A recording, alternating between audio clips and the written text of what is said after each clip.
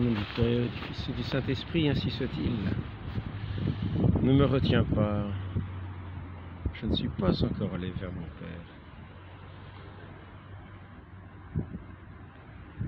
Ne me retiens pas. Notre Seigneur qui parle à Sainte Marie-Madeleine, qui se jette à ses pieds et qui le tient par les pieds. Ne me retiens pas, je ne suis pas encore allé vers mon Père. Je ne suis pas encore monté vers mon Père. Mon Père, dira mon Père est votre Père. Mon Père est votre Père, mais c'est le Père de notre Seigneur Jésus-Christ. Il est le Fils unique de Dieu. Je ne suis pas encore allé vers mon Père.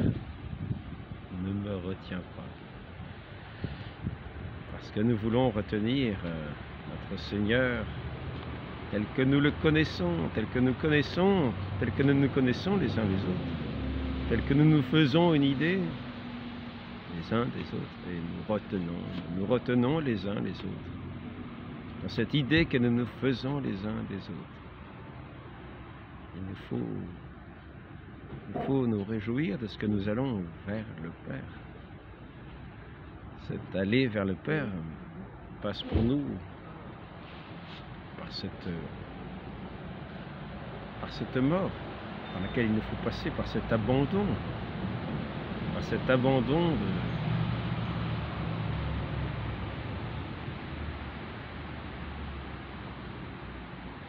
de nos façons de penser d'ici-bas,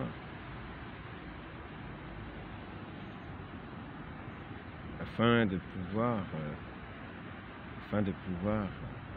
atteindre notre véritable demeure, notre plénitude.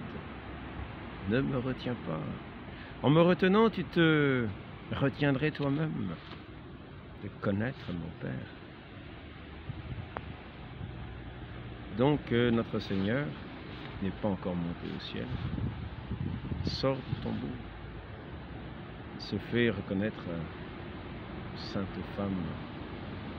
Le reconnaissent, lui, le Rabouni, le maître, le Seigneur ici-bas, le Seigneur, celui que vous appelez Seigneur, le maître, celui que ses disciples ont suivi pendant des années.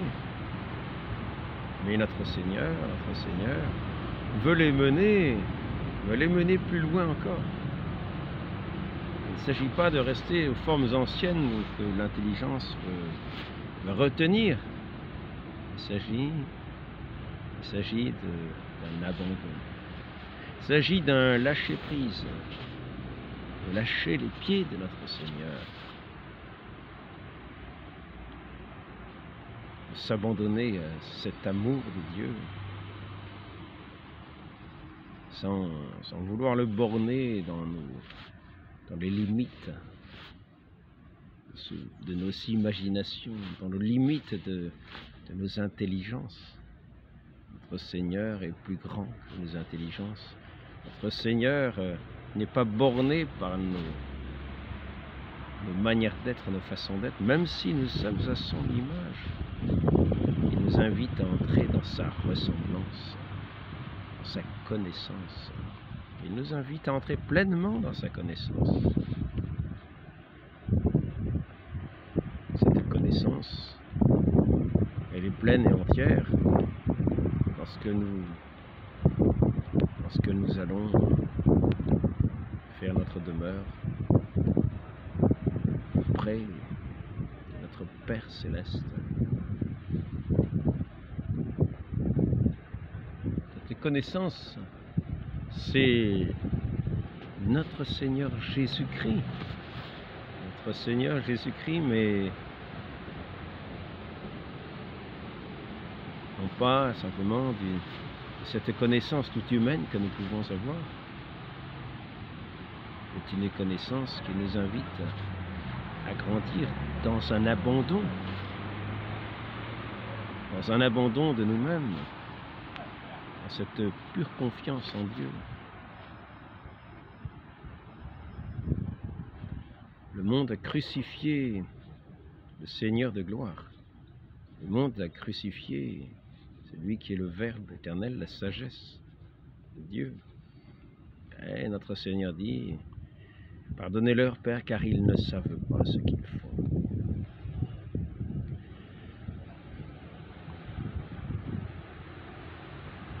Ainsi notre Seigneur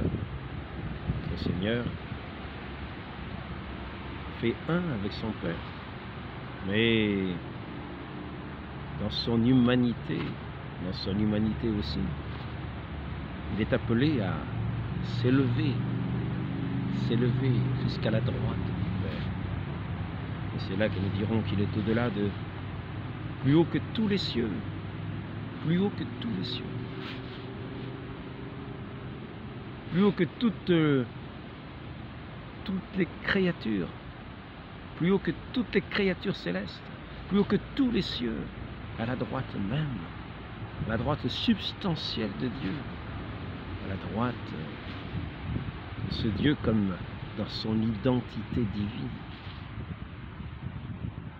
Et il faut laisser aller notre Seigneur à la droite du Père, dans sa pleine identité divine. C'est lui qui reviendra dans la gloire pour juger les vivants et les morts. Lui qui va être l'avocat, notre avocat, auprès du Père. Il va monter dans sa gloire. Il va montrer ses plaies, les plaies de son humanité ensanglantée, les plaies de son obéissance, ses marques de cette obéissance à son Père. Tout ce qu'il a souffert pour le rachat des hommes.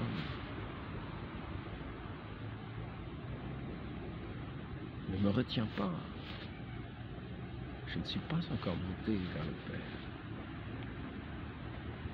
Notre Seigneur doit accomplir cette mission, cette rédemption de cette incarnation tout entière. Il est descendu, il est remonté de là où il était descendu, cette droite de notre Dieu, cette droite du Père, lui qui est le Fils de toute éternité, qui a pris notre condition d'homme dans un abaissement jusqu'à se faire l'esclave, qui maintenant retrouve cette gloire qu'il avait dès l'origine, afin qu'il puisse agir dans la plénitude de ce qu'il est. Non seulement le témoin fidèle, mais aussi le juge des vivants et des morts. Ainsi nous sommes appelés à ne pas retenir notre Seigneur, ne pas l'enfermer dans nos idées préconçues.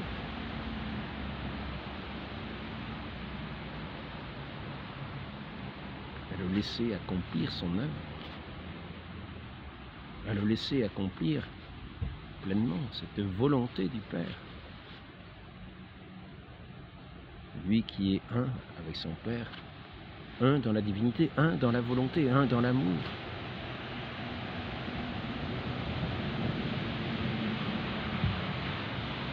Nous sommes invités à monter à sa suite, pas rester ici-bas.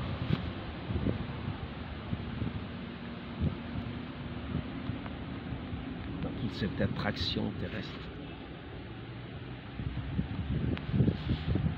Demandons cette grâce de savoir quitter nos façons de penser pour entrer dans les vues de Dieu, dans un abandon total à sa volonté, à sa providence, à cette confiance.